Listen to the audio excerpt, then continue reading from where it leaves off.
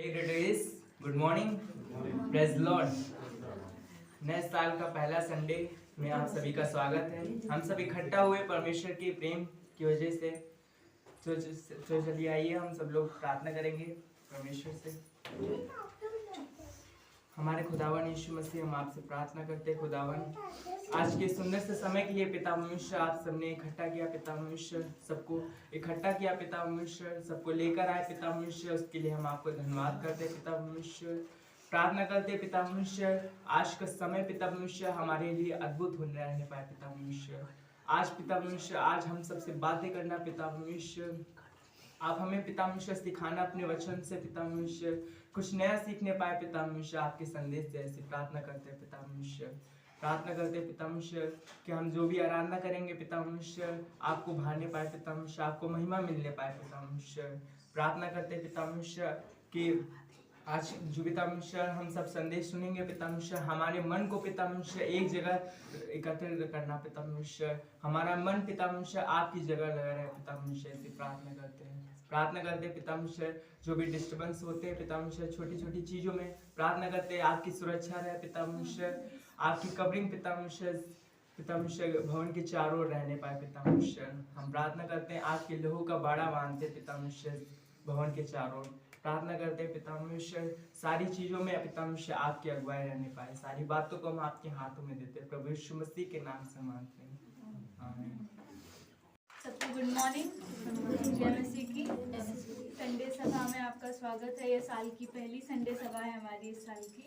आइए हम पूरे हृदय से परमेश्वर को महिमा देते हुए कुछ गीतों को गाएंगे और उसकी आराधना करेंगे। संभाल प्रभु जी जीवन के हर पल में, संभाल प्रभु जी जीवन के हर पल में, अब तक हमको संभाला तूने, आगे भी अगुवाई कर, अब तक हमको संभाला तूने, आगे भी अगुवाई कर, संभाल प्रभु जी जीवन के हर पल में, संभाल प्रभु जी जीवन के हर पल में, जैसे मुसीबत जो हो गंगोदरी बाजी, जैसे मुसीबत जो हो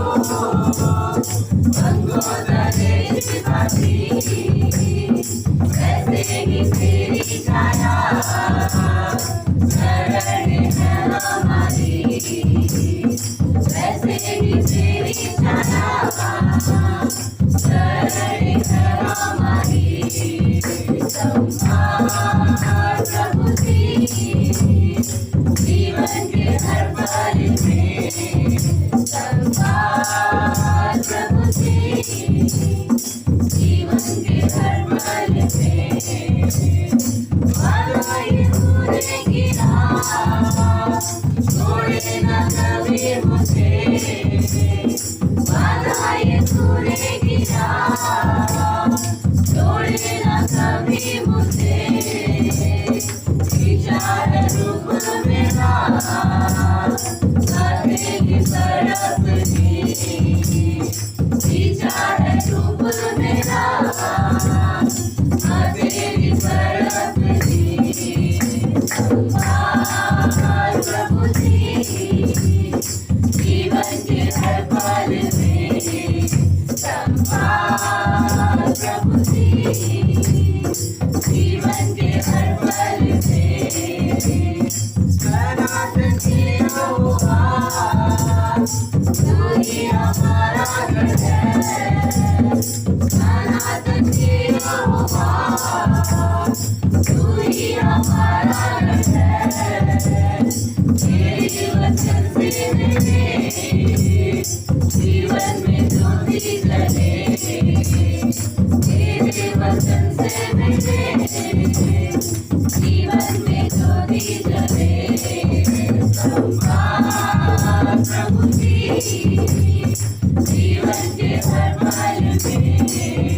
संभाल प्रभु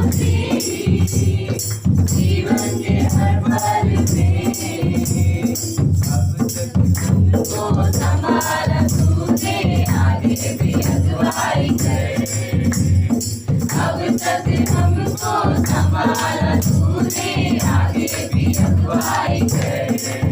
संभाल प्रभु जी जीवन के हर पल में, संभाल प्रभु जी जीवन के हर पल में।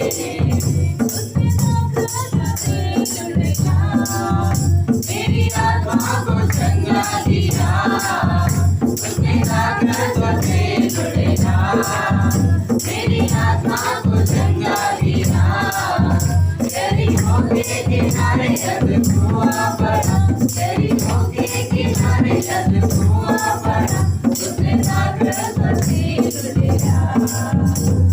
यीशु यीशु यीशु मैं तुझसे पा लिया, यीशु यीशु यीशु मैं तुझसे पा लिया, यीशु यीशु यीशु मैं तुझसे पा लिया, मैंने यीशु को पा लिया।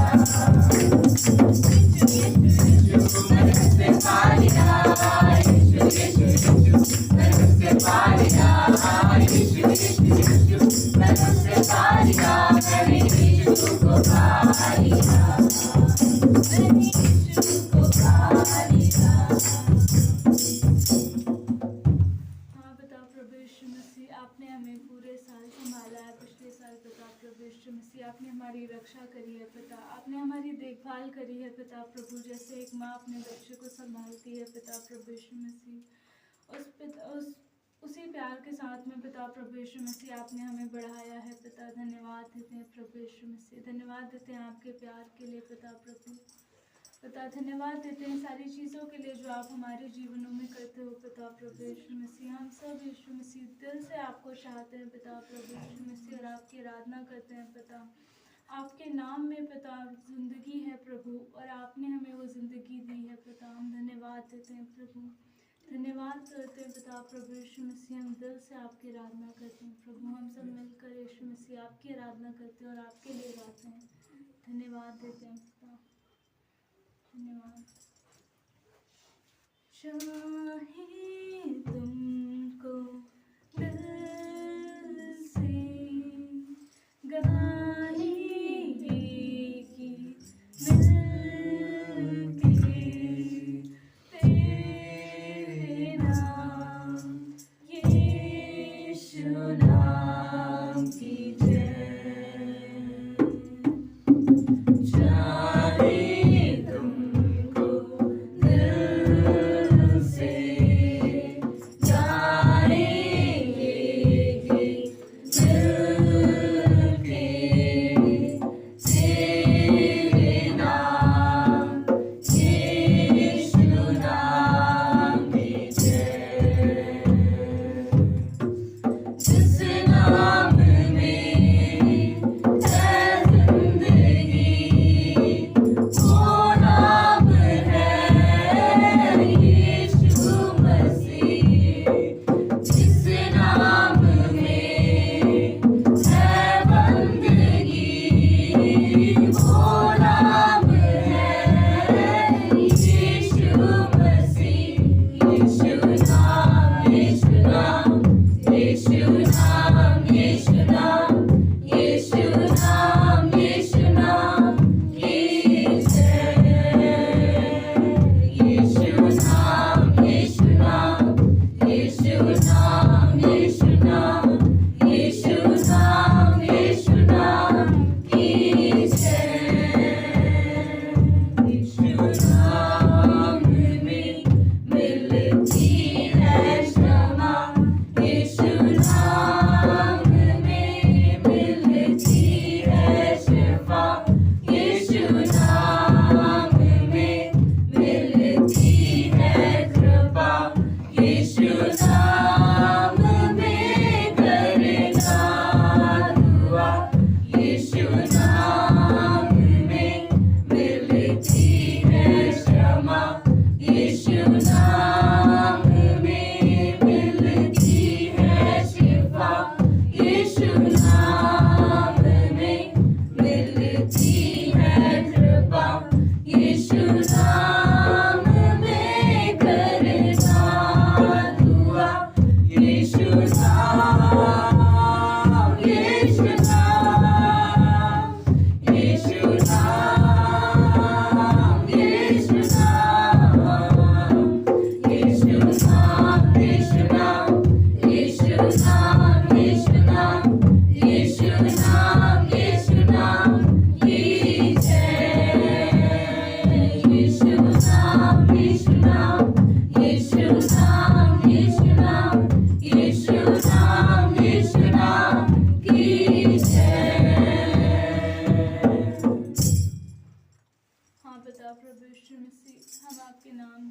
आराधना करते हैं पिता, आपके नाम की जय गाते हैं पिता प्रभु यीशु मसीह।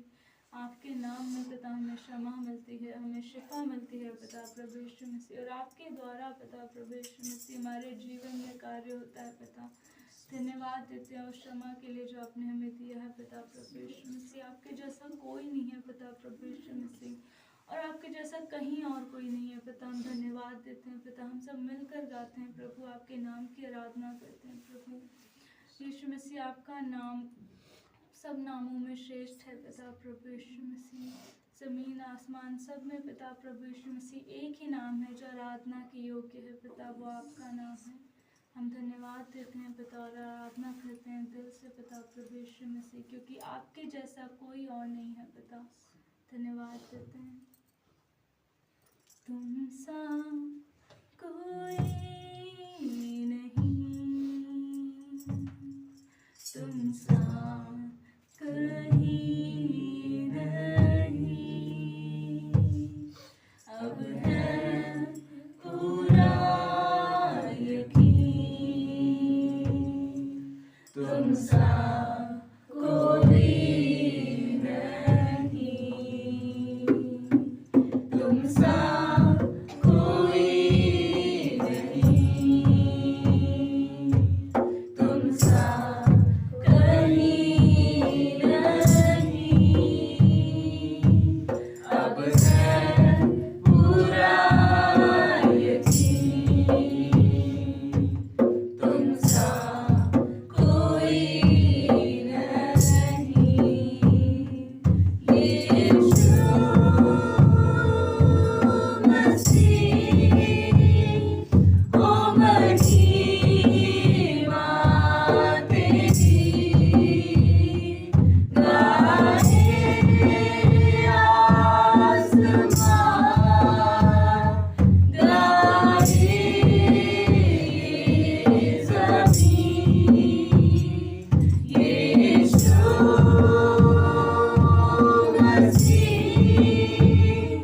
ओ महिमा तेरी,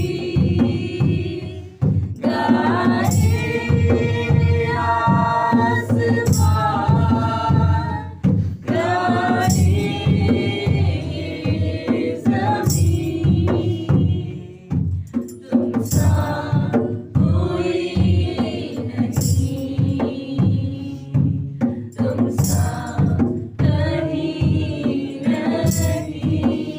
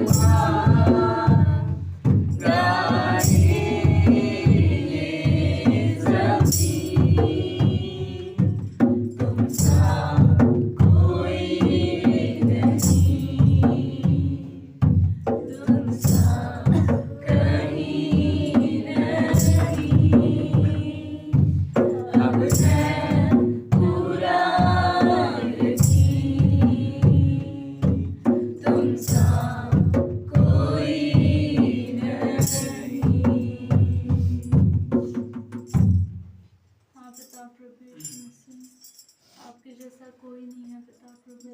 हम धन्यवाद देते हैं पिता कि आपने हमें चुना है प्रभु कि हम आपकी आराधना कर सके पिता।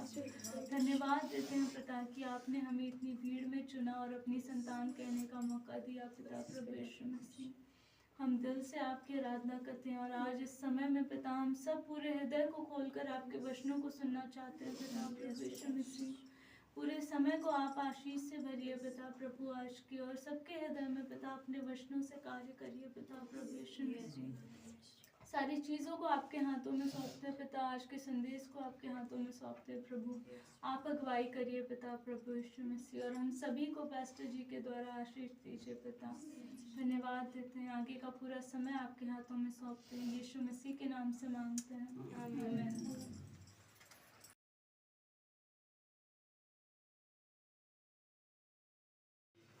मेरे जीवन में यीशु तेरा नाम जलाल पाता रहे, मेरे जीवन में यीशु तेरा नाम जलाल पाता रहे। मेरा उठना बैठना, मेरा उठना बैठना चलना तुझे भाता रहे, मेरे जीवन में यीशु तेरा नाम जलाल पाता रहे, मेरे जीवन में यीशु तेरा नाम जलाल पाता रहे। बेमिसाल है तू, मैं मिसाल बनूं, तू कामिल है मैं भी कमाल बनूं। बेमिसाल है तू, मैं मिसाल बनूं, तू कामिल है मैं भी कमाल बनूं। बेमिसाल है तू, मैं मिसाल बनूं, तू कामिल है मैं भी कमाल बनूं। दुनिया का नूर है यीशु, दुनिया का नूर है यीशु, मेरी राहें सजाता रहे। मेरा उठना बैठना, मेरा उठना बैठना चलना तुझे पाता रहे, मेरे जीवन में यीशु तेरा नाम जलाल पाता रहे, मेरे जीवन में यीशु तेरा नाम जलाल पाता रहे। मेरी सोचों में तू, मेरे ख्वाबों में तू, मेरे सारे सवालों जवाबों में तू, मेरी सोचों में तू, मेरे ख्वाबों में तू, मेरे सारे सवालों जवाबों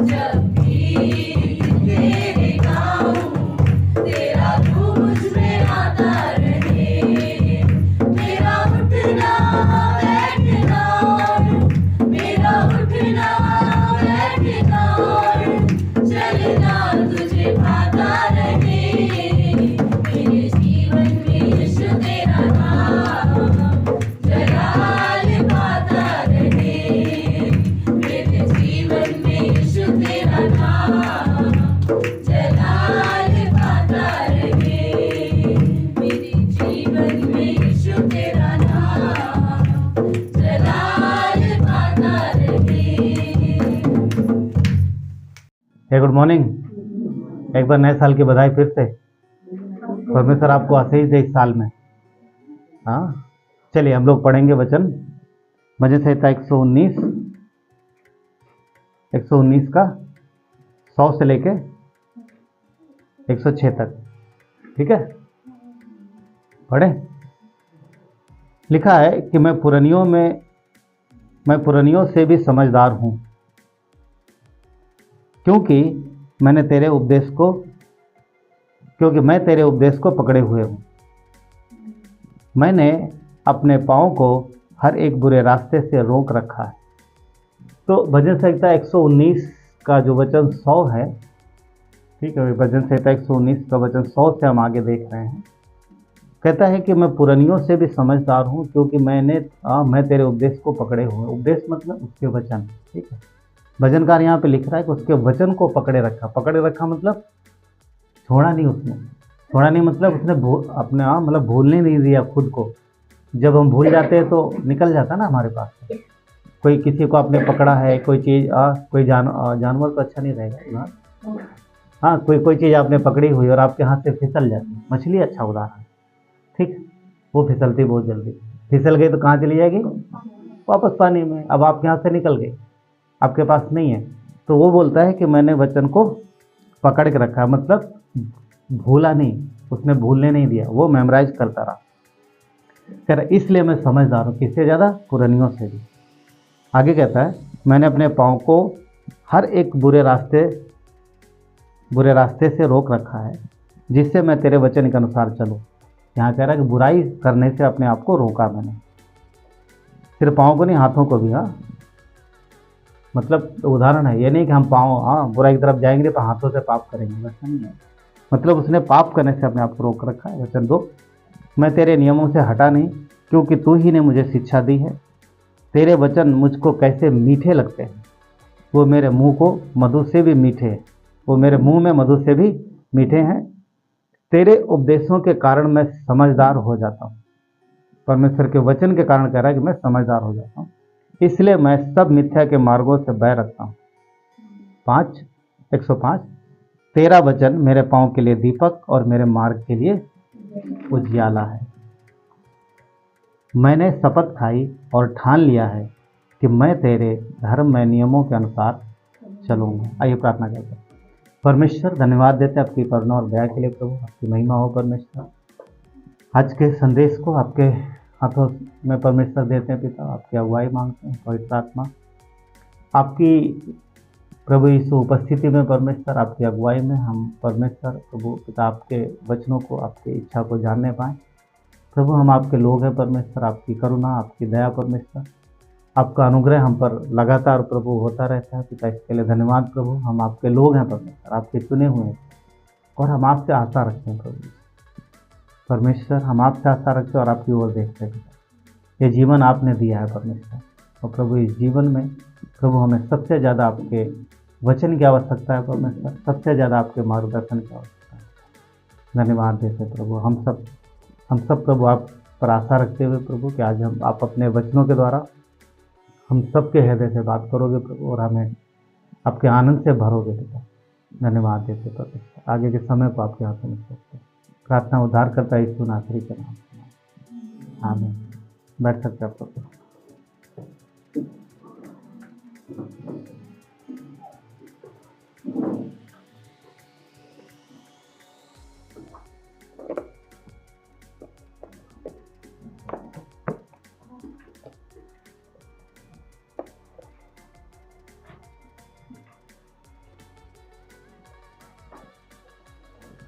तो हम लोगों ने वचन पढ़ा, भजन संहिता 119 100 से 106, और 106 क्या कहता है लास्ट में?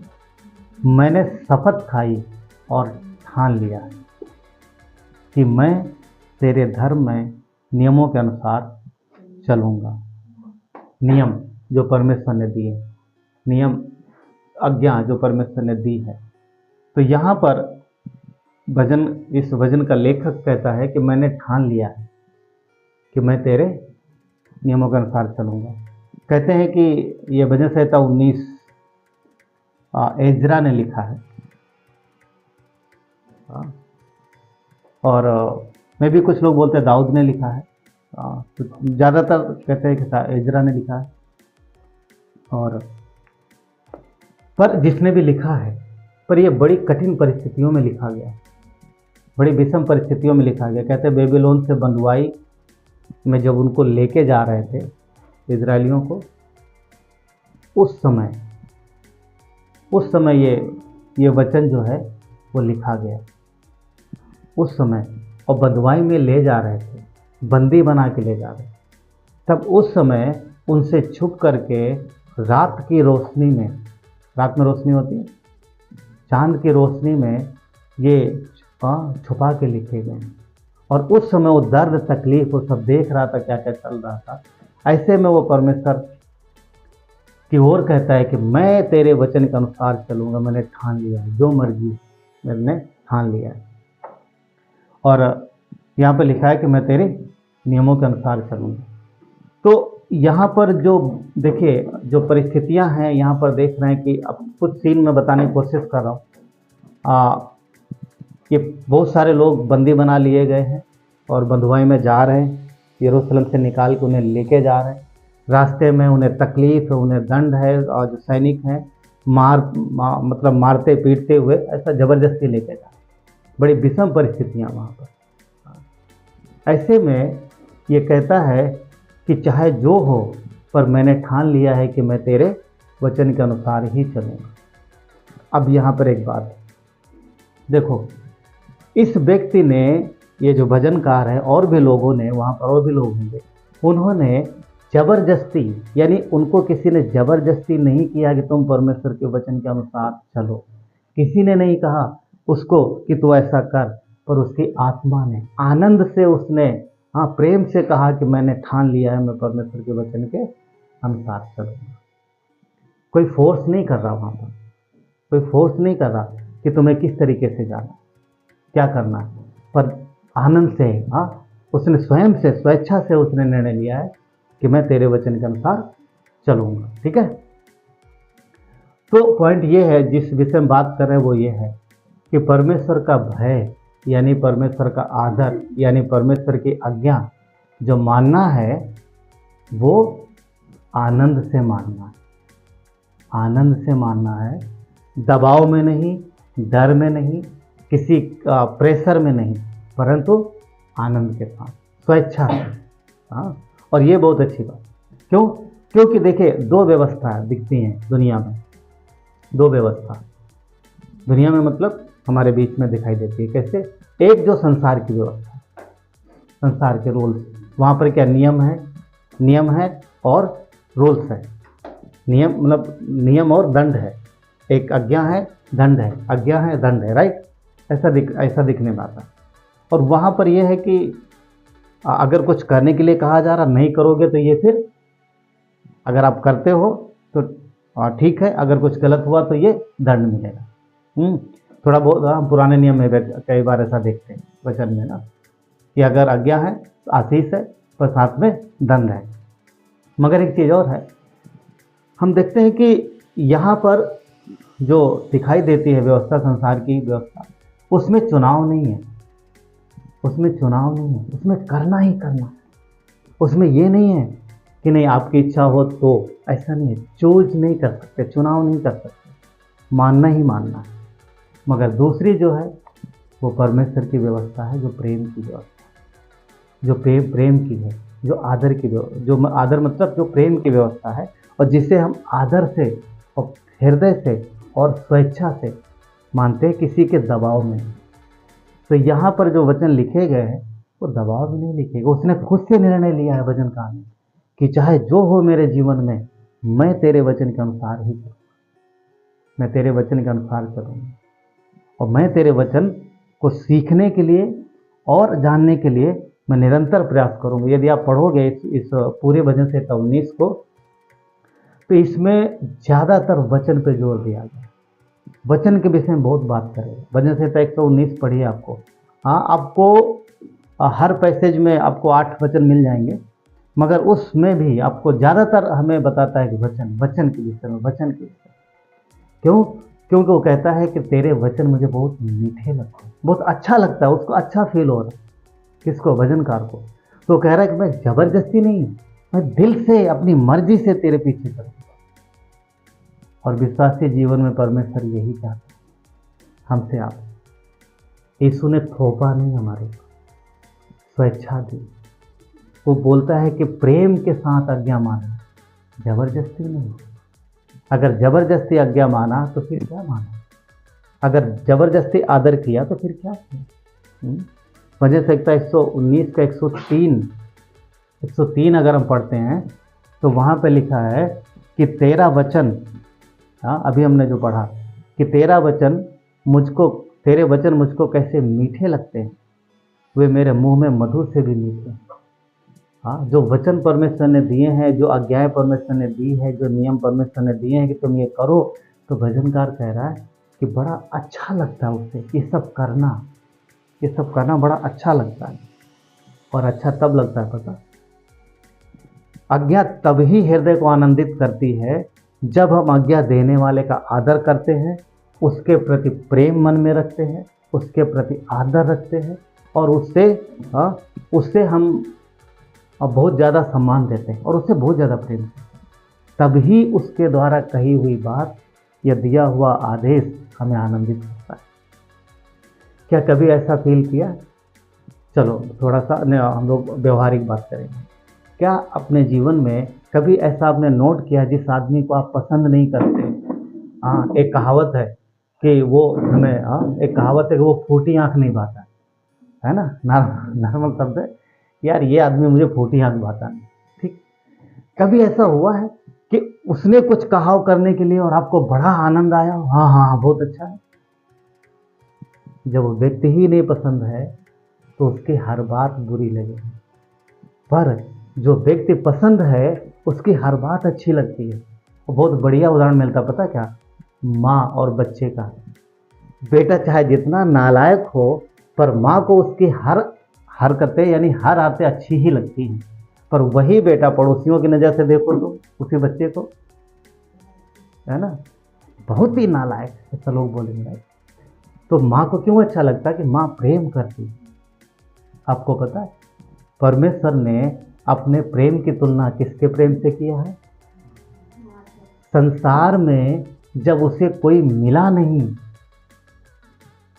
नहीं मिला कि उसका प्रेम ऐसा हो जिससे वो तुलना कर सके, तो उसने देखा कि माँ ही है जो अपने बच्चे के लिए जान दे देती।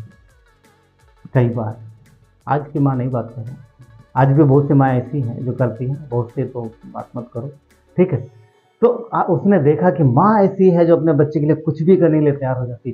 तब उसने उदाहरण दिया जैसे माँ अपने बच्चे को संभालती है ना, माता जैसे प्यार करती वैसे। तो परमेश्वर ना, तो यहाँ पर जब हम प्रेम करते हैं तो उसके मुंह से निकली हुई हर एक बात हमें अच्छी लगती है। तो वो जब अच्छी लगती है तो हम आनंद से करते हैं, दिल से करते हैं। तो यहाँ पर परमेश्वर वही चाह रहा है कि जो भी उसने कहा है हमें करने के लिए, जो भी हमारा विश्वासी जीवन है, हमें आनंद के साथ उसकी हर बात को दबाव में नहीं, अरे पास्टर जी बोलते रहते इसलिए मैं कहने, पास्टर जी की वजह से मत करो।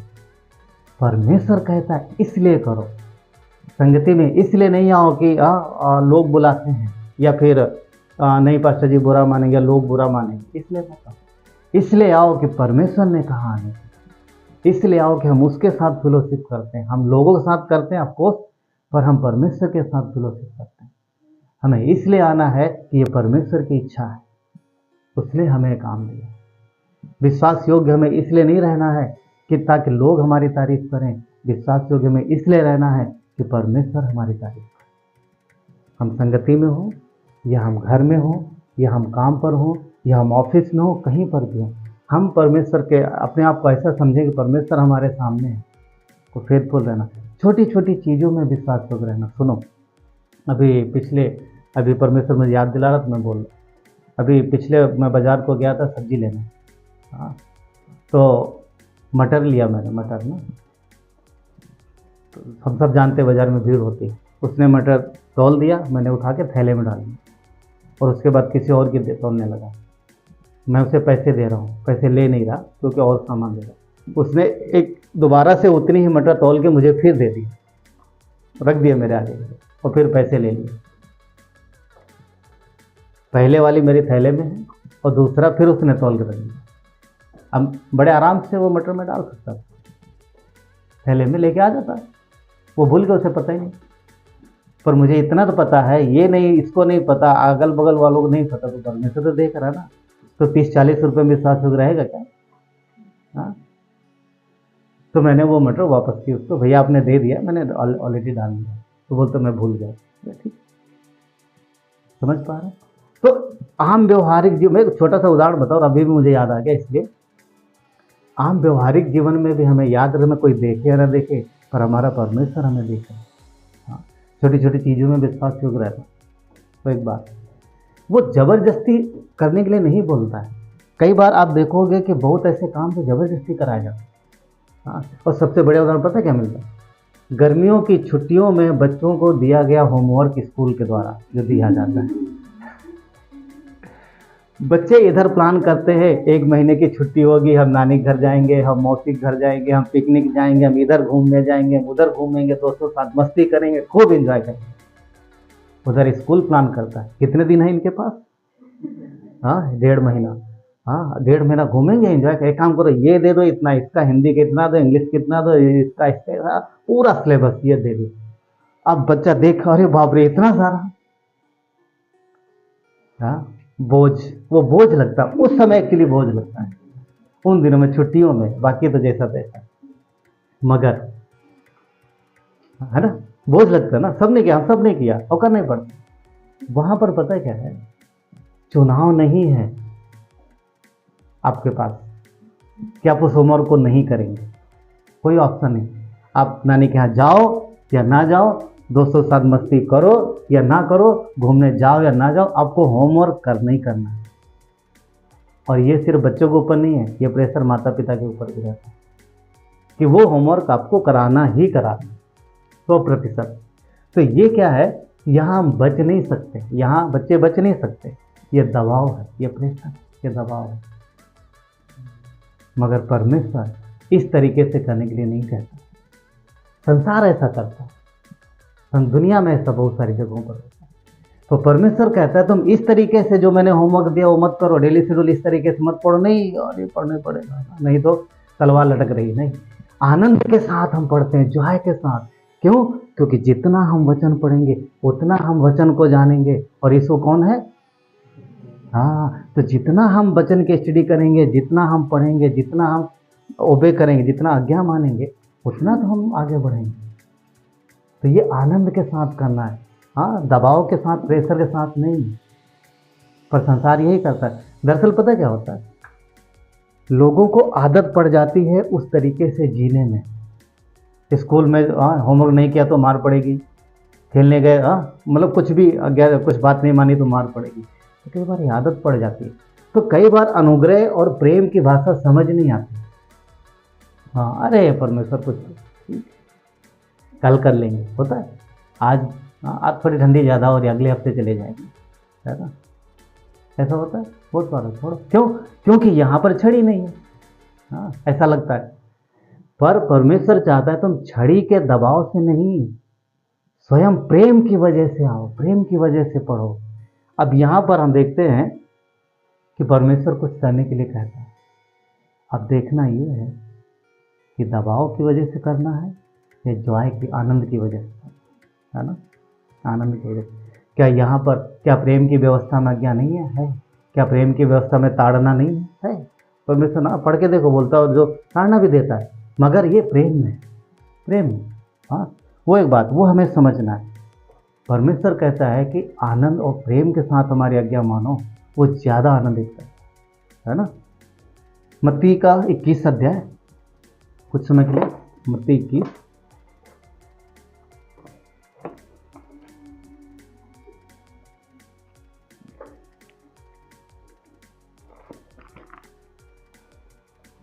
मत्ती 21, 28 से 31। आप पढ़ सकते हैं घर में। पर हम लोग यहाँ पर देखते हैं 2 बच्चों के विषय में, देखते हैं 2 बेटों के विषय में। जो जिनको पिता क्या देता है, आज्ञा देता है। सबने पढ़ा ना पैसेज मत्ती 28, 2 पुत्रों के दृष्टांत है। तो यहाँ पर पिता है जो अपने दोनों बेटों को कुछ काम करने के लिए कहता है, कुछ करने के लिए कहता है, और हम सब ने पढ़ा है बात को। और यहाँ पर लिखा है कि पहले के पास जाकर उसने कहा, हे पुत्र आज दाख की बारी में काम कर, और उसने उत्तर दिया नहीं जाऊंगा। उसने क्या उत्तर दिया? नहीं जाऊंगा। मगर लिखा है परंतु बाद में पछता कर गया। आगे वचन कहता है फिर पिता ने दूसरे के पास जाकर ऐसा ही कहा। उसने उत्तर दिया जी हाँ जाता हूँ, परंतु नहीं गया, नहीं गया। अब सवाल पैदा होता है कि पिता के मुंह से जो आज्ञा निकली या जो उसकी इच्छा थी वो दोनों बच्चों के लिए समान कि जाओ और काम करो। पहले वाले ने स्ट्रेट फॉरवर्ड मुंह पे बोल दिया नहीं जाऊंगा, और दूसरे वाले ने हाँ पापा जाता हूँ जाता हूँ, अरे मैं जाता हूँ। ठीक, अब दोनों वचन दोनों को देखो। एक ने मुंह पे बोल दिया नहीं जाऊंगा, पिता इतना बोल के चला गया। बाद में वो शायद पछताया कि यार मैंने कैसे मैंने ना बोल दिया, मैं कैसे ना बोल, मतलब शायद अपने धुन में था, किसी चीज़ में था, उसने ना बोल दिया। पर बाद में सोचा मैंने किया क्या, मैंने ना बोल दिया, और ऐसे बोल दिया ना, पापा को तो बहुत बुरा लगेगा, और मैं हमेशा करता हूँ तो आज कैसे ना बोल दिया, या जो भी। कहने का मतलब ये है उसने जो किया उस पर वो पछताया, उसने सोचा, और उसके बाद वचन लिखा है कि वो दबाव में नहीं, वो अपनी इच्छा से गया, सोचा, पछताया और वो गया, काम किया। परंतु जिसने ना बोला, जिसने हाँ बोला कि हाँ मैं जाता हूँ, वो हाँ बोल के भी नहीं गया और वहीं से बैठा रहा। अब बताओ कठोर मन किसका है? जिसने मुंह पे बोल दिया नहीं करूँगा, या फिर जिसने बोला हाँ करता हूँ और नहीं किया? यहाँ परमेश्वर का वचन कहता है कि आज्ञा उसने मानी जिसने ना बोल के भी किया। तो आजकल दिखाई देता है ये चीज, ये भावना एक्चुअली में पता क्या है, ये जो इच्छा है, यहाँ पर हम देखते हैं कि ऐसा लगता है पहले वाले ने गलत किया, ना नहीं बोलना चाहिए, ना तो बोला पर पछताया ना, पश्चाताप किया, पछताया।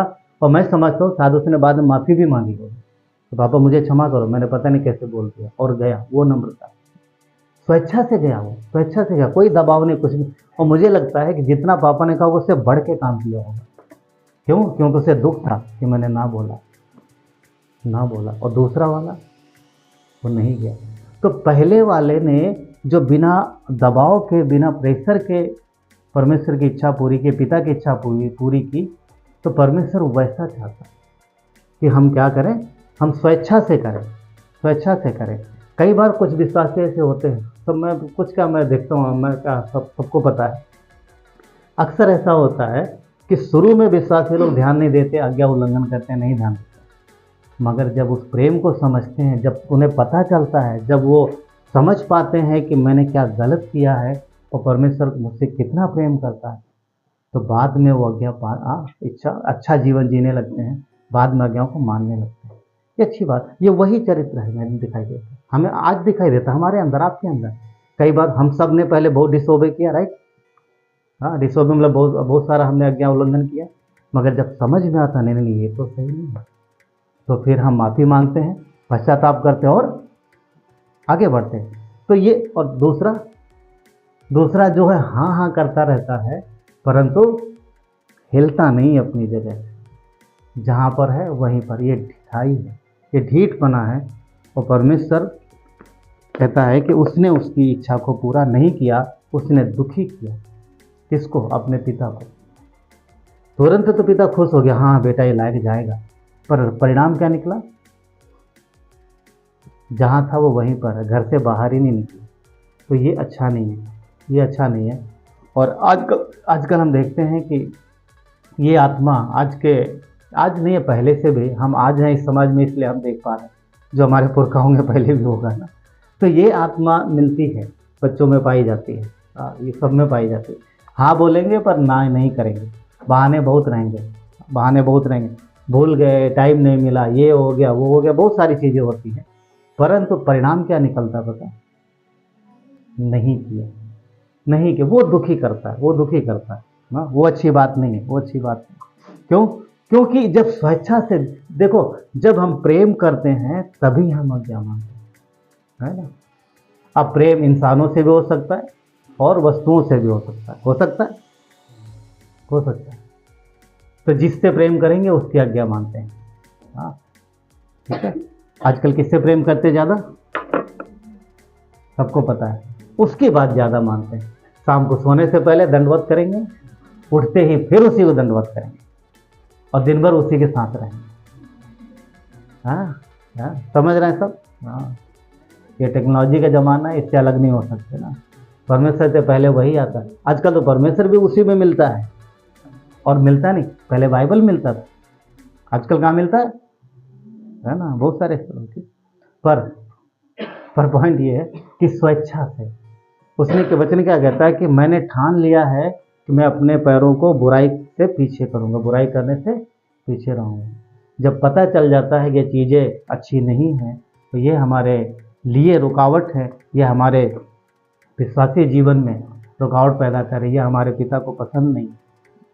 तो वचन जैसा कहता है वैसा निर्णय लेना चाहिए कि हमें इन चीज़ों से दूर रहना। तो परमेश्वर का जो भय, जहाँ जो भय लिखा है, पता क्या लिखा उसके में? भय मतलब श्रद्धा, आदर। भाई वो वाला नहीं जैसे प्रिंसिपल और बच्चों वाला। तो टीचर डराते ना, अभी प्रिंसिपल को बुलाएंगे, है ना, पता है। जब बच्चे टीचर की बात नहीं सुनते तो तुम्हारी शिकायत प्रिंसिपल से करेंगे। तो प्रिंसिपल मतलब एक क्या बन जाता है? हाँ ना प्रिंसिपल मतलब एक भयानक कुछ। हाँ, प्रिंसिपल अगर बाप रे बहुत कुछ हो जाए, चाहे प्रिंसिपल बड़ा सॉफ्ट क्यों ना हो, मगर उसको डरा डरा के ना ऐसा कर देते हैं। तो वैसा नहीं है ना, पर दिल से, प्रेम से, आदर से जब हम आज्ञा मानते हैं तो परमेश्वर प्रसन्न होता है। ठीक है। तो एक बात यहाँ पर रूत के विषय में सबको पता है ना, दो थी वो देवरानी जेठानी, दो थी ना। हाँ, तो हम देखते हैं कि वो जो बड़ी वाली क्या ना, ओरपा था, उसके प्रेम को देखो। जब न्योमी बोलती है कि तुम लोग जाओ, तो वो भी बोलती नहीं हम नहीं जाएंगे, और दोनों रोती हैं। सबने पढ़ा रूत पुस्तक? दोनों रोती है, नहीं हम तुझे छोड़ के नहीं जाएंगे। पर वो जब डिटेल में बताती है न्योमी, तो ओरपा चली जाती है, और पर रूत हिलती नहीं है। तो जो मर्जी बता, चाहे जितना मुझे डरा के फ्यूचर दिखा, ऐसा होगा, मगर मुझे तुझसे प्रेम है, मैं तुझसे प्रेम करती हूँ, मैं तेरे साथ ही रहूंगे, हिलूंगे नहीं, जो होगा साथ में। ओरपा का प्रेम पता कैसा था? संसार के जैसे प्रेम करती थी वो, पर संसारिक रीत से उतना गहरा प्रेम नहीं था जैसा न्योमी का था, उसका रूत का था, जैसा रूत का था। रूत का प्रेम ओरपा के प्रेम से, यानी संसार के प्रेम से कहीं बढ़ के, जब प्रेम संसार के प्रेम से ऊपर उठता है, जब हम परमेश्वर के प्रेम से प्रेम करते हैं, तो हम उनके लिए तकलीफ उठाने के लिए भी तैयार रहते, खुशी खुशी कष्ट सहने के लिए तैयार है। यही तो प्रेम है, यही तो प्रेम है। और यहाँ पर देखोगे, रूत ने न्योमी के मुंह से निकली हुई हर एक बात को बड़े आनंद के साथ स्वीकार किया। नए देश में, नई जगह में वो शीला बिन्नी अकेली जाती, सबको पता है बात। जहाँ जा रही वो खेत नहीं पता, और जो लोग है वो भी नहीं पता। शायद उनकी लैंग्वेज का जानती होगी क्योंकि न्योमी साथ में थी, मगर कल उसे पता नहीं कैसे लोग हैं, पर उसने बोला, वो गई। कहने का मतलब यह है कि आनंद से उसकी आज्ञा को स्वीकार कर रही है। और हम यहाँ देखते हैं, उसने तकलीफ सहा है, उसने कष्ट सहा है, उसने दर्द सहा है। किसके लिए? अपनी सास के लिए। क्या कभी उसने सोचा था कि इसके बदले मुझे बहुत बड़ा प्रतिफल मिलेगा? नहीं, उसे जो करना था उसने वो किया। क्यों? क्योंकि उसे पता था कि मेरी सास है और परमेश्वर की इच्छा है कि मैं इसके साथ रहूं, मैं इसे अकेला ना। और उसके साथ है, सारी तकलीफें उठाया उसने, सारा दर्द कष्ट सहा उसने। शायद भूखे भी रहना पड़ा, मुझे नहीं पता क्यों, क्योंकि 10-12 साल बाद लौटे थे, और कच्चे घर होते थे, मकान होते थे पहले, कौन संभालेगा? फिर भी हम देखते हैं कि उनके साथ वो रही, उसके साथ रही, और परमेश्वर ने उसे ब्लेस किया, आनंदित किया। और उसके हम देखते हैं कि उसके ऊपर बहुतायत की आशीषें हुई। किसके ऊपर? न्योमी के ऊपर। रूत के ऊपर, ठीक है, रूत के ऊपर देते। और अफकोर्स नाओमी भी आशीषित हुई रूत की वजह से, रूत की वजह से। तो एक दूसरे के लिए आशीष का कारण बनते हैं जब परमेश्वर के निर्णय में हम निर्णय लेते हैं कि हम साथ में चलें। क्या ये फैमिली में आशीष कारण नहीं है? अगर हम परिवार में एक दूसरे के साथ ऐसे ही पेश आए, हाँ, ये संसार से बढ़ के ऊपर का प्रेम है कि हम अपने लोगों को परमेश्वर के प्रेम से प्रेम करें, स्वार्थ वाला प्रेम नहीं करेंगे। अगर ऐसा करते हैं तो क्या आशीष हमारे परिवारों में नहीं होगी? तो वचन के अनुसार चलते हैं तो क्या वचन हमारे लिए मार्गदर्शक नहीं बनेगा? वचन से 119 के 105, हाँ, क्या नहीं बनेगा? वो पाँव के लिए दीपक नहीं बनेगा, और मार्ग के लिए उजाला नहीं बनेगा। वो है वजह से, हाँ, मार्ग के लिए उजाला हमारे लिए, तो वो परमेश्वर है। और जब उसकी आज्ञा मानते हैं तो फिर प्रतिफल परमेश्वर देता है। ये आनंद के साथ मानना। 119 का 47 कहता है, क्योंकि तेरी आज्ञाओं से मैं खुश होता हूँ और उनसे प्रीत रखता हूँ। तो जब हम परमेश्वर के वचन से प्रेम रखते हैं, देखिए, परमेश्वर से प्रेम रखेंगे तभी वचन से प्रेम रखेंगे। जब उसका भय मानेंगे तभी हम परमेश्वर का वचन का भी आदर करेंगे, भय मानेंगे। हाँ, तो वो एक बात है, वो एक बात, ठीक है। तो हम जब उसका आदर करते हैं, जब हम मसीह के लिए जीते हैं, तभी तो मसीह में हमें आशीष मिलेंगी। एक वचन है ना, जीना मसीह और मरना लाभ है। पिछले भी पास्टर सतीश ने एक बात बोला था, मुझे याद आ रहा। उन्होंने बोला जब आपके लिए जीना मसीह होगा तभी तो मरना लाभ होगा। जब जीना मसीह नहीं है तो मरना लाभ कैसे होगा? समझ में आया? गहरा पॉइंट था कि जब तुम मसीह के लिए जियोगे तभी तो मरने के बाद मसीह में लाभ होगा। जीना मसीह और मरना लाभ लिखा ना। हम जीते हैं संसार के लिए, मसीह में लाभ कैसे मिले? हाँ, वो एक बात यहाँ पर। तो यहाँ हम देखते हैं जो प्रेम है, जो रूत का प्रेम है नाओमी के लिए, वो संसार से बढ़ के। एक उदाहरण और हम देख सकते हैं, और पता है क्या, नाओमी ने रूत को जितना भी समय था आनंद से रही, उसे वो समय तकलीफदायक नहीं लगा। एक बढ़िया उदाहरण उसका है याकूब का। याकूब गया मामा के घर, सबको पता है, उसके मम्मी ने भेज दिया था भाई के डर की वजह से। और मामा के घर गया तो उसकी 2 बेटियां थी, लिया और राहेल। राहेल छोटी थी, लिया बड़ी थी, पर वो राहेल को पसंद करता था। हाँ, शायद राहेल सुंदर ज़्यादा थी। उसका लिया की आंखें धुंधली थी। आंखें धुंधली नहीं थी, उसको चश्मा नहीं था, उसको दिखाई बढ़िया देता। वहाँ एक मुहावरा है, वो मुहावरा है, जब उन दिनों में जब कोई लड़की कम सुंदर होती थी तो उसको यही बोलते थे, उसकी आंखें धुंधली हैं। मतलब वो देखने में कम सुंदर थी, पर जो राहेल है वो ज़्यादा सुंदर थी।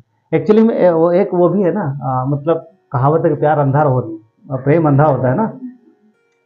तो एक जोक है, लिखा है कि प्रेम अंधा होता है, इसके बावजूद भी गोरी लड़की ही ढूंढता है, सुंदर लड़की ही ढूंढता है। सोच अंधा कैसे भी एक जोक है। तो यहाँ पर हम देखते हैं वो चीज़, क्योंकि लिया जो शायद उतनी सुंदर नहीं थी, पर राहेल सुंदर थी, और राहेल से याकूब प्रेम करता था। तो पॉइंट क्या है यहाँ पर, याकूब का प्रेम भी सच्चा था, सिर्फ सुंदरता की वजह से नहीं। सुंदरता सिर्फ क्या बोलते स्किन से नहीं होती, त्वचा से नहीं होती, वो स्वभाव से होती। मैं नहीं कह रहा हूँ कि राहेल अच्छी नहीं होगी, स्वभाव लिया अच्छी नहीं होगी, वो भी अच्छी होगी। हाँ, परमेश्वर जानता है, क्योंकि बाद में याकूब के जीवन के अंत में राहेल नहीं है उसके साथ, लिया है। तो हो सकता शुरू में लिया ना हो, मतलब अनमैरिड होगी, शायद उसका स्वभाव ना पसंद आया हो। बाद में लिया ने अपने आप को परमेश्वर के वचन के अनुसार ढाल लिया होगा, क्योंकि परमेश्वर ने लिया को स्वीकार किया, है ना। तो यहाँ पर पॉइंट ये है बोलने का, ये आपको मिलेगा उत्पत्ति के 29 अध्याय में, ठीक है, ये कहानी। तो लिखा है 29 के 20 में लिखा है, इस प्रकार लिखा है कि राहेल के लिए याकूब ने 7 साल परिश्रम किया। उसने क्या बोला था, तो 7 साल यदि मेरी सेवा करेगा तो मैं अपनी बेटी तुझे दूंगा। वचन कहता है कि याकूब ने राहेल के लिए 7 साल कड़ी मेहनत किया, भेड़ बकरियों को चराया, सब कुछ किया। और लिखा है, वचन कहता है कि वो 7 साल उसे कुछ दिन के बराबर लगी। आप समझ पा रहे हैं? बाद में पढ़ लीजिएगा, ध्यान दीजिए, नहीं बाद में हम बोलेंगे सुनाई नहीं दे, समझ नहीं पाएंगे, ठीक है। वचन लिख लीजिए, उसमें 29 अध्याय मिलेगा ना। तो क्या लिखा है कि कुछ दिन के बराबर ही लगे वो 7 साल। किसकी वजह से? राहेल की प्रीत की वजह से। क्यों? क्योंकि जब प्रेम करते हैं तो कुछ भी करने के लिए तैयार।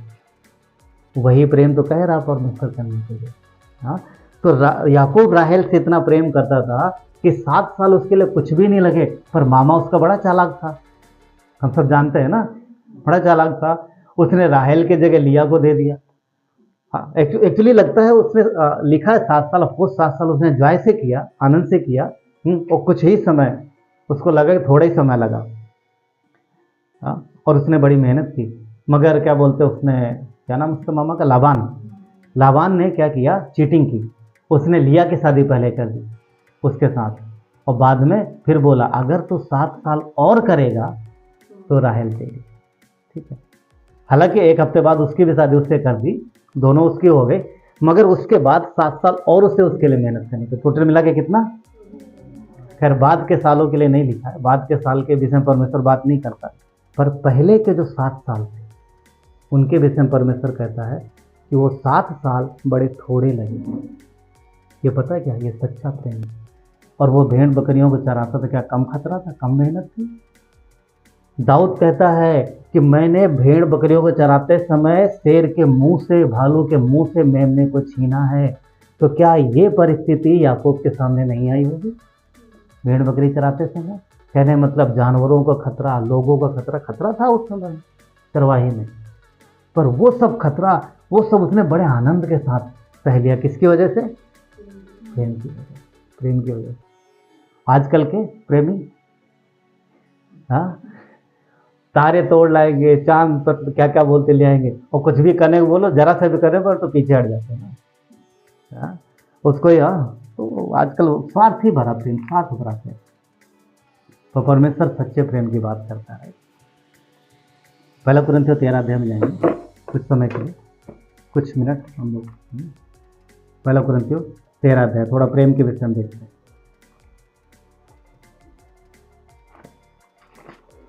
यहाँ पर 1-2 शब्द हैं जिनके विषय में हम लोग बात करेंगे। 4 से देखेंगे, 4 से 13 अध्याय 4 से देखेंगे। पहुँच गए? लिखा है, पहुँच गए सर? लिखा है प्रेम धीरजवंत। धीरजवंत मतलब धीरज रखता है। याकूब लड़ा नहीं, 7 साल क्यों, तो 7 महीने कर बस। और 7 महीने भी ज़्यादा हैं, 7 हफ्ते। हाँ, इतना साल में नहीं रुक सकता, मुझे जल्दी, हाँ मुझे जल्दी शादी करनी है जो भी। पर ऐसा नहीं। उसने बोला लाबान ने 7 साल तुझे सेवा करनी पड़ेगी। आनंद के साथ उसने 7 साल सेवा किया, धीरज रखा। प्रेम धीरजवंत है, कृपालु है। कृपालु मतलब दया करता है। प्रेम डाह नहीं करता। डाह मतलब उसके अंदर, डाह क्या बोलते हैं उसको, बदले की भावना, राइट। डाह वो नहीं करता परमेश्वर। प्रेम, अगर प्रेम है तो प्रेम क्या करता है, त्याग करता है। प्रेम अपने से पहले उसकी खुशी चाहता है जिससे वो प्रेम करते हैं। ठीक है, प्रेम अपनी बड़ाई नहीं करता, अपनी तारीफ नहीं, हाँ मैंने किया, है तूने कुछ नहीं किया, ऐसा नहीं। ये मैरिज लाइफ में भी हर जगह ये होता है, सब हर जगह बात हो रही। प्रेम अपनी बड़ाई नहीं करता, और वो अनरीत, वो फूलता नहीं, यानी घमंड नहीं करता। अनरीत से नहीं चलता है, यानी अनरीत मतलब कि उसको, अनरीत को क्या बोलेंगे, गलत रास्ते, गलत मतलब ऐसे रास्ते जो सही नहीं है, उन रास्तों को नहीं अपनाता।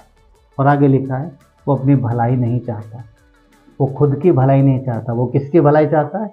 जिससे वो प्रेम करता है, जिससे वो प्रेम करता है। तो हम मसीह की दुल्हन हैं और हम अपने दूल्हे से प्रेम करते हैं। तो पत्नी जो है अपने पति की भलाई चाहती है। तो कलीसिया जो है पत्नी होने के नाते हमें किसकी ओर देखना है? मसीह की ओर देखना। तो हमें उससे प्रेम करना, और जैसा वो कहता है वैसा हमें करने की कोशिश करना। वो झुंझलाता नहीं है, वो बुरा नहीं मानता। और आगे क्या लिखा है? कुकर्म से आनंदित नहीं होता, परंतु सत्य से आनंदित होता है। वो सब बातें सह लेता है और सब बातों के प्रतीत करता है और सब बातों की आशा रखता है और सब बातों में धीरज रखता है। तो ये प्रेम है। और भी है, हम इतने पढ़ेंगे, हम लोग इतने पढ़ेंगे, आगे बाकी आप पढ़ सकते हैं।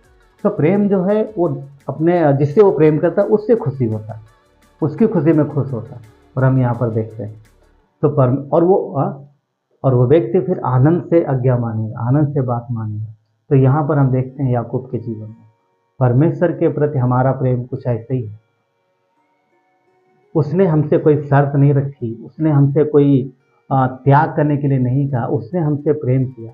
अब जब वो हमसे प्रेम करता है तो हमें भी उससे प्रेम करना है। कई बार हम अपनी इच्छा पे ज़्यादा फोकस करते हैं, नहीं मेरी मर्जी मेरी मर्जी मेरी मर्जी, हाँ मेरी मर्जी पूरी, प्रभु आपके नहीं सुनेंगे। योना ने यही किया था ना, योना ने नहीं प्रभु आपके नहीं, मेरी मर्जी मैं नहीं जाऊँगा, मैं नहीं जाऊँगा, आप जो मर्जी कर लो, मैं नहीं जाऊँगा। आप क्या समझते हो मैं आपसे दूर नहीं जा सकता? अरे आपको पता नहीं मैं कितनी दूर जा सकता, शायद योना ने सोचा होगा। मगर क्या हुआ, परमेश्वर ने जबरदस्ती उसको लेके आया। देखिए ये सर्वोच्च मर्जी, परमेश्वर की सर्वोच्च मर्जी। हर व्यक्ति सबके साथ योना के जैसा व्यवहार नहीं करता हो। अगर ऐसा करे सारे आदमी समुद्र में मिले, यहाँ मिले ना सारे विश्वासी सोचो ना, अगर ऐसा परमेश्वर आज करने लगे तो सब तो यहाँ खाली हो जाएगा पूरा। यहाँ क्या सब जगह सब तो मुझे वही मिलेंगे। हाँ, तो परमेश्वर को और भी पता नहीं कितनी मछलियाँ तैयार करनी पड़े। तो सबके साथ नहीं करता, योना के साथ उसकी सर्वोच्च मर्जी। यानी सर्वोच्च मर्जी किसको बोलते हैं? सर्वोच्च मर्जी वो है कि तुम्हारी नहीं सुनूंगा। परमेश्वर कहता मैं तुम्हारी नहीं सुनूंगा, मैं अपनी मर्जी पूरी करूंगा। पर जो सिंपल मर्जी है, साधारण मर्जी, उस पिता के जैसे है, जाओ उस बारी में काम करो, वो सिंपल मर्जी हम सबके साथ है। पर हम देखते हैं हाँ कि योना के साथ परमेश्वर ने क्या किया, उसके ना के बदौलत भी, उसके ना के बावजूद भी हाँ परमेश्वर ने उससे क्या किया, वो काम करवाया। योना क्यों ना कर रहा था एक्चुअली में, कोई बताएगा? योना ना क्यों कर रहा था? कुछ भी बोल सकते हो।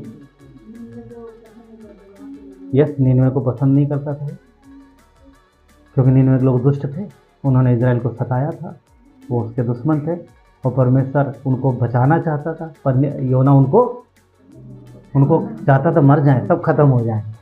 योना की वो इच्छा थी जल्दी मर जाए, तो परमेश्वर की इच्छा उसे बचाना चाहता था। कहने का मतलब यह है कि योना परमेश्वर के हृदय को नहीं समझ पाया, इसलिए उसके अगेंस्ट में गए, उसके विरुद्ध में गए।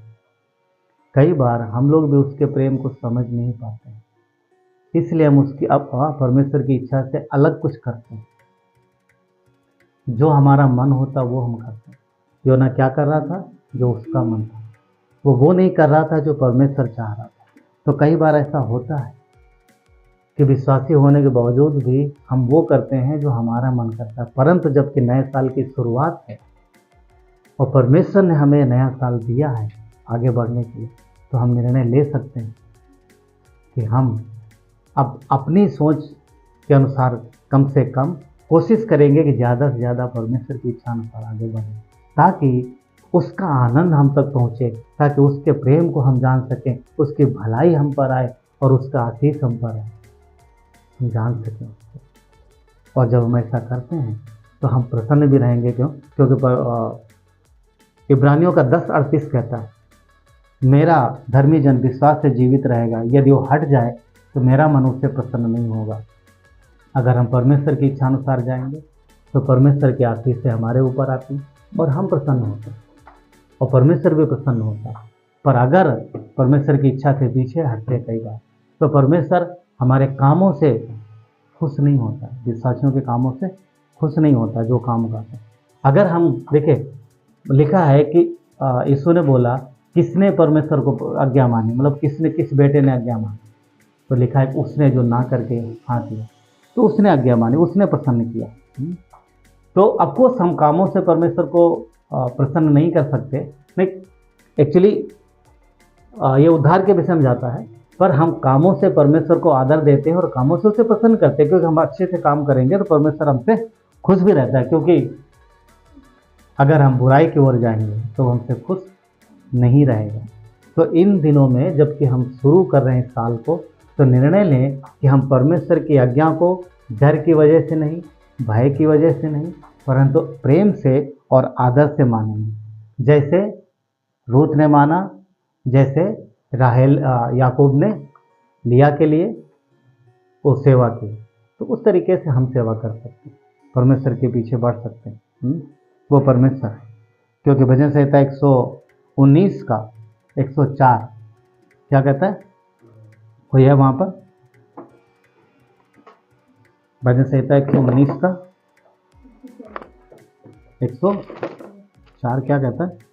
तेरे उपदेशों के कारण मैं समझदार हो जाता हूँ, इसलिए मैं सब मिथ्या मार्गों से बैर रखता हूँ। हाँ, मैं तेरे उपदेश की वजह से, तेरे वचन की वजह से मैं समझदार बनता हूँ, इसलिए मैं जो बुराई के मार्ग हैं उनसे मैं दूर रहता हूँ। और 100 कहता है, मतलब 119 का 100 ना 100 कहता है तो मैं तेरे उपदेशों को पकड़े रहता हूँ। तो हमें उसे पकड़ के रखना है, उसके पीछे चलना है। वो वचन 3 कहता है 119 103 कि तेरे वचन कैसे हैं, बहुत ही मीठे हैं, बहुत ही मधु से, मधु मतलब शहद। उन दिनों में चीनी नहीं थी ना, एक्चुअली में शुगर मिल नहीं था, तो शहद ही था। तो कहा, तो लेखक ने शहद लिखा, अगर शुगर होती तो शायद शुगर लिखता, पर शहद बहुत मीठा होता है। हाँ, तो शहद मीठा होता है, तो वो वचन शहद के जैसे, मगर किसके लिए? उनके लिए मीठे लगेंगे जो परमेश्वर से प्रेम करते हैं। वो माँ अपने बच्चे की हर बात को बड़े आनंद से, उसका हृदय आनंदित होता है, पर कई बार उसी बच्चे की हरकतों से पड़ोसियों का हृदय बहुत। तो अब हम माँ के जैसे हो सकते हैं या पड़ोसी के है ना, वो एक बात है। तो परमेश्वर है ना, तो इस साल में हम ये निर्णय ले सकते हैं कि हम आनंद से परमेश्वर की सेवा करेंगे और उसके साथ बढ़ते जाएंगे, और हम उसकी आशीषों को अपने ऊपर, उसकी करुणा को अपने ऊपर देखेंगे, उसकी ब्लेसिंग को अपने ऊपर देखेंगे। तो वो हमारी आशा है। ठीक है, तो आनंद और प्रेम के साथ उसकी आज्ञा मानना है, ना कि किसी दबाव में। चलिए प्रार्थना करते हैं। प्यारे परमेश्वर, धन्यवाद देते आपकी करुणा और दया के लिए प्रभु, आपकी महिमा हो परमेश्वर। आपने भी प्रभु आनंद से आज्ञा मानी है, आपने आनंद के साथ कष्ट उठाया प्रभु, दर्द सहा है परमेश्वर। कोई दबाव नहीं था, पर आप हमें बचाना चाह रहे, आप पूरी दुनिया को बचाना चाह रहे, इसलिए आपने वो दर्द सह लिया, इसलिए वो आनंद सह लिया प्रभु। आनंद के साथ वो दर्द सह लिया, वो कष्ट सह लिया प्रभु। आपने क्रूस की मृत्यु सह ली प्रभु हमारे लिए परमेश्वर। प्रभु यीशु पिता परमेश्वर, हम धन्यवाद देते उस बलिदान के लिए जो आपने किया परमेश्वर। वो प्रेम है पिता, वो क्रूस पे दिखाई देता है। आपने सिर्फ मुंह से कहा नहीं, आपने किया प्रभु। हम आपके लोग हैं परमेश्वर, हम आप पे भरोसा करते, आप पे विश्वास करते प्रभु, आपके पीछे चलते पिता। धन्यवाद देते परमेश्वर। प्रभु यीशु, इस पूरे वर्ष में पिता हम मांगते परमेश्वर कि हम आपकी इच्छानुसार जीवन जीने के लिए निरंतर बढ़ते रहें और हम और मजबूत हों और नज़दीक आएँ आपके, और आपके वचन में परमेश्वर, आपके प्रेम में हम और बढ़े पिता। प्रभु मैं इससे प्रार्थना करते हैं, हर एक को संभालना प्रभु, और अपने जीवन में प्रभु बढ़ाना पिता, और आपकी आशीषें प्रभु हम सब पर बनी रहें। धन्यवाद देते परमेश्वर, सारा आदर गौरव महिमा आपको देते हैं। प्रार्थना उद्धार करता है यीशु नासरी के नाम से, आमीन।